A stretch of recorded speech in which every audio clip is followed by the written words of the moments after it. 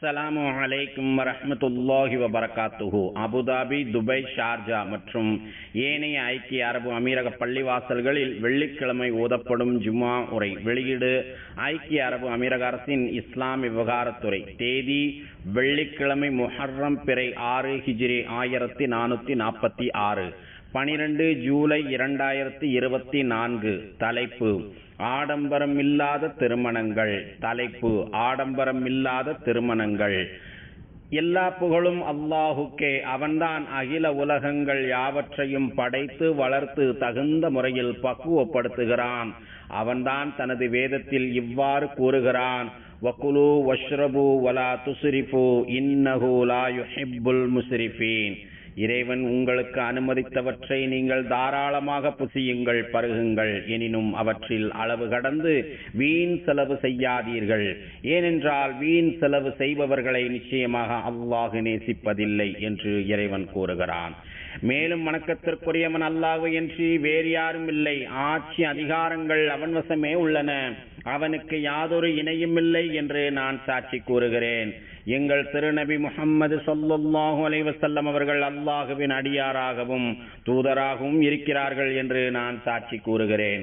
இறை தூதர் கண்மணி நாயகம் ஸல்லல்லாஹு அலைஹி வஸல்லம் அவர்கள் கூறுகிறார்கள்: அஅலமுன் நிசாஇ பரக்கத்தன் ஐஸருஹுன்ன ஸதகா. அஅலமுன் நிசாஇ பரக்கத்தன் ஐஸருஹுன்ன ஸதகா. பெண்களில் மிக அதிக நற்பாக்கியத்தை பெறுபவள் யாரெனில், மற்ற பெண்களை விட தமது மாப்பிள்ளையிடம் தமக்குரிய மகர்த்தொகையை மிக குறைவான அளவில் கேட்பவளே ஆவாள்.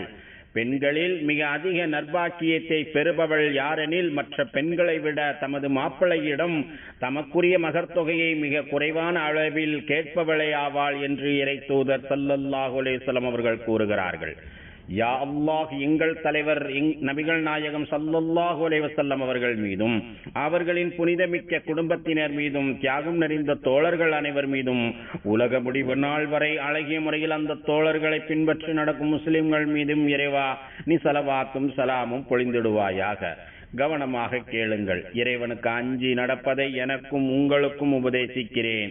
பரிசுத்த நாயனாகிய அல்லாஹு கூறுகிறான்: வத்தகுல்லாஹ வஅலமு அன்னகும் முலாகூஹ்.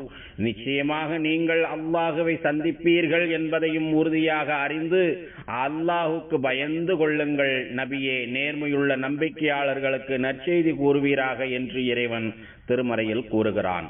முஃமின்களே, அல்லாஹு தஆலா கூறுகிறான்: வமின் ஆயாத்திஹி அன் ஹலக லகும் மின் அன்ஃபுஸிகும் அஸ்வாஜா ومن آياته أن خلق لكم من أنفسكم أزواجا لتسكنوا إليها وجعل بينكم مودة ورحمة إن في ذلك لآيات لقوم يتفكرون. நீங்கள் சேர்ந்து வாழக்கூடிய உங்கள் மனைவிகளை நீங்கள் அவர்களிடம் மன அமைதி பெறுவதற்காக உங்களிலிருந்தே அவன் உற்பத்தி செய்து உங்களுக்கிடையில் அன்பையும் நேசத்தையும் உண்டு பண்ணி இருப்பதும் அவனுடைய அத்தாட்சிகளில் ஒன்றாகும். சிந்தித்து உணரக்கூடிய மக்களுக்கு இவற்றில் ஒன்றல்ல, நிச்சயமாக பல அத்தாட்சிகள் இருக்கின்றன என்று இறைவன் கூறுகிறான். ஆம், திருமணத்தின் மிக முக்கியமான இலக்கு மற்றும் நோக்கம் என்னவென்றால் மன அமைதியை உறுதிப்படுத்துவதும் சுபிட்சமான வாழ்வை நிலையானதாக ஏற்படுத்துவதும் ஆகும். உண்மையிலேயே இந்த இலக்கை அடைவதற்கு திருமணங்களில் சிக்கனமாகவும் திருமண செலவுகளில் மிக நியாயமான முறையிலும் நடந்து கொள்ள வேண்டும். எனவே புத்திசாலி இளைஞர்களே, உங்கள் திருமண செலவுகளை சிக்கனமாக செய்யுங்கள்.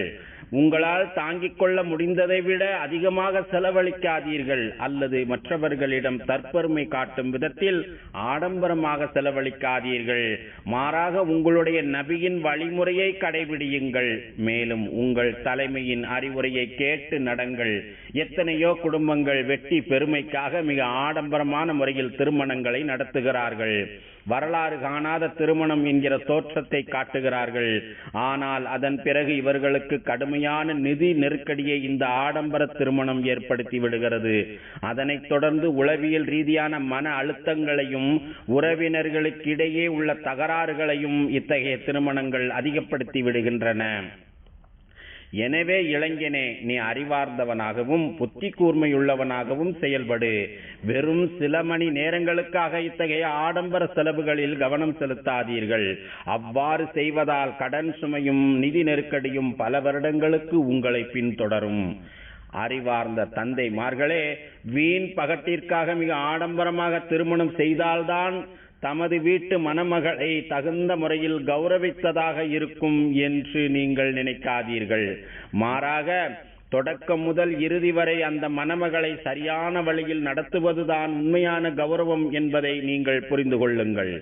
ஏனெனில் அல்லாஹு தஆலா பின்வருமாறு கூறுகிறான், நம்பிக்கையாளர்களே, உங்கள் வீட்டு பெண்களுடன் கண்ணியமான முறையிலும் சகிப்புத்தன்மையுடன் நடந்து கொள்ளுங்கள். உங்கள் வீட்டு பெண்களுடன் கண்ணியமான முறையிலும் சகிப்புத்தன்மையுடனும் நடந்து கொள்ளுங்கள் என்று இறைவன் திருமறையில் கூறுகிறான். திருமணத்தில் மிக ஆடம்பரமாக செலவழிப்பதுதான் ஒரு மணப்பெண்ணிற்கு பெருமை என்பதற்கோ, அதுதான் அவளுடைய குடும்பத்திற்கு மிகப்பெரிய கௌரவம் என்பதற்கோ, அவளுடைய குடும்பத்தின் மரியாதையை மற்றவர்களுக்கு உணர்த்த முடியும் என்பதற்கோ எவ்வித அடிப்படை ஆதாரமும் இல்லை. ஆடம்பர திருமணத்தில்தான் ஒரு பெண்ணிற்கான நற்பாக்கியமும் பெரும் மகிழ்ச்சியும் ஆனந்தமும் இருக்கிறது. ஆடம்பர திருமணத்தில்தான் ஒரு பெண்ணிற்கான நற்பாக்கியமும் பெரும் மகிழ்ச்சியும் ஆனந்தமும் இருக்கிறது என்பதற்கான எந்த ஆதாரமும் இல்லை. இறை தூதர் கண்மணி நாயகம் ஸல்லல்லாஹு அலைஹி வஸல்லம் அவர்கள் கூறுகிறார்கள், இன்ன மின் யுமினில் மர்அதி தைஸீர ஹித்பதிஹா வ தைஸீர சதாகிஹா. ஒரு மணப்பெண்ணின் நற்பாக்கியம் எனும் பெரும் மகிழ்ச்சி என்பது அவள் திருமண ஒப்பந்தத்தை ஏற்படுத்தும் போது மிக எளிமையாக நடந்து கொள்வதிலும், அவள் தமது மணமகனிடம் தமக்குரிய மகரை கேட்பதில் குறைத்துக் கொள்வதிலும் இருக்கிறது என்று இறை தூதர் ஸல்லல்லாஹு அலைஹி வஸல்லம் அவர்கள் கூறுகிறார்கள். தீர்க்கமான தொலைநோக்குள்ள கலங்கரை விளக்கமாக திகழும் இத்தகைய நபி வழியை எத்தகைய அழகானது என்பதை கவனியுங்கள். தீர்க்கமான தொலைநோக்குள்ள கலங்கரை விளக்கமாக திகழும் இத்தகைய நபி வழி எத்தகைய அழகானது என்பதை கவனியுங்கள். மேலும் இதனை பேணுவதில் நமது நிலையான மகிழ்ச்சியும் பொருளாதார பாதுகாப்பும் இருக்கிறது. பாரம்பரியமிக்க நமது கலாச்சாரத்தையும் தொடர்ந்து தக்க வைக்க முடியும். அல்லாஹுவின் அடியார்களே, ஆடம்பரமிக்க திருமண செலவுகளை குறைப்பது தாய் நாட்டின் மீதான பற்றின் அடையாளமாகும். தாயகத்தின் மீதான பற்றை வெளிக்காட்டுவதோடு அதன் மரபு வழி கலாச்சாரத்திற்கும் பழக்க வழக்கங்களுக்கும் மிக உண்மையாக இருக்க முடியும். இத்தகைய எளிமையான வழிமுறையை காலம் சென்ற நமது தலைவர் மாண்புமிகு ஷேக் ஜாயித் இத்தகைய எளிமையான வழிமுறையை காலம் சென்ற நீதமான நமது தலைவர் மாண்புமிகு ஷேக் ஜாயித் அல்லாஹ் அவர்களின் ஒதுங்குமிடத்தை அழகாக்குவானாக. ஷேக் ஜாயித் அவர்கள் ஆரம்ப காலம் முதல் இத்தகைய எளிமையான திருமண சடங்குகளை சமூகத்தில் பரவலாக்கி இருக்கிறார்கள். இந்நாட்டின் ஒவ்வொரு குடிமக்களும் இத்தகைய பாரம்பரியமிக்க கலாச்சாரத்தை பேணி நடக்க வேண்டும் என்று வலியுறுத்தியுள்ளார்கள். மாண்புமிகு ஷேக் ஜாயித் அல்லாஹ் அவர்களின் ஒதுங்குமிடத்தை அழகாக்குவானாக. அவர்கள் இவ்வாறு கூறுவார்கள், அதிகப்படியான வரதட்சணைகள், ஆடம்பரமான திருமண கொண்டாட்டங்கள், இளைஞர்களை முற்றிலும் சோர்வடை செய்யும் அனைத்து விதமான செயல்பாடுகள், நியாயப்படுத்த முடியாத கொண்டாட்டங்கள் போன்றவை எல்லாம் உன்னதமான நமது ஷரியத் சட்டங்களுக்கு உடன்பாடில்லாததாகும். மேலும் இது உண்மையான நமது மரபு வழி பழக்கத்திற்கும் பாரம்பரியமிக்க கலாச்சாரத்திற்கும் முற்றிலும் எதிரானது என்று மாண்புமிகு ஷேக் ஜாயித் அவர்கள் கூறுகிறார்கள்.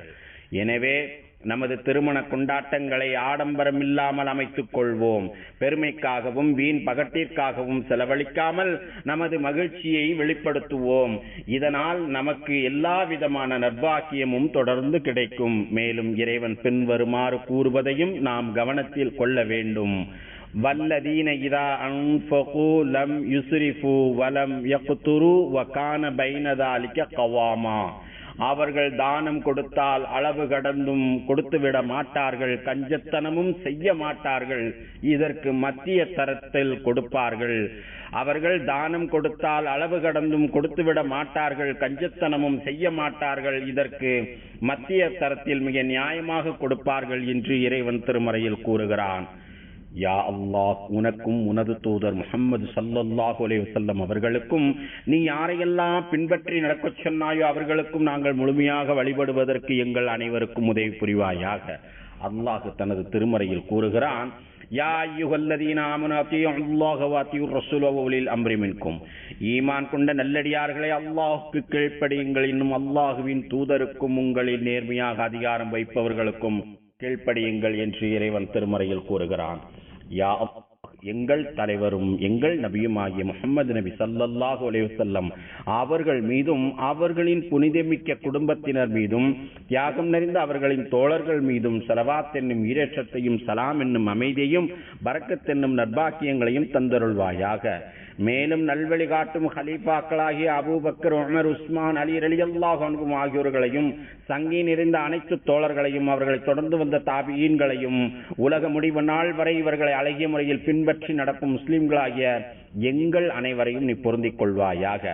யா அல்லாஹ், இந்த தேசத்தின் ஜனாதிபதி மாண்புமிகு ஷேக் முஹம்மது இப்னு ஜாயித் அவர்களுக்கு அனைத்து நல்ல முயற்சிகளுக்கும் நீ உதவி புரிவாயாக. யா அல்லாஹ், மாண்புமிகு ஷேக் ஜாயித், மாண்புமிகு ஷேக் மக்தூம் மற்றும் மாண்புமிகு ஷேக் ஹலிஃபா பின் ஜாயித் மேலும் ஏனைய அமீரக ஆட்சியாளர்கள் உனது பொருத்தத்தை நோக்கி உன்னிடம் வந்து சேர்ந்த காலம் சென்ற ஆட்சியாளர்கள் அனைவருக்கும் நீ அருள் புரிவாயாக. யா அல்லாஹ், எங்கள் தந்தைமார்களுக்கும் தாய்மார்களுக்கும் நீ கிருபை செய்வாயாக. மேலும் எங்கள் இரத்த வழி உறவினர்களுக்கும் யாருக்கெல்லாம் நாங்கள் கடமைப்பட்டிருக்கிறோமோ அவர்களுக்கும் நீ கிருபை செய்வாயாக. அல்லாஹுவின் அடியார்களே, மகத்தான அல்லாஹுவை நினைவு கூறுங்கள், அவன் உங்களை நினைவு கூறுகிறான். அவன் வழங்கிய அருட்கொடைகளுக்கு நன்றி செலுத்துங்கள், அவன் அதனை உங்களுக்கு மேலும் அதிகப்படுத்தி கொடுக்கிறான். தொழுகையை நிலைநாட்டுங்கள். ஸதக்கல்லாஹுல் அலீம். வஸ்ஸலாத்து வஸ்ஸலாம் அலா ரசூலின் நபியில் கரீம்.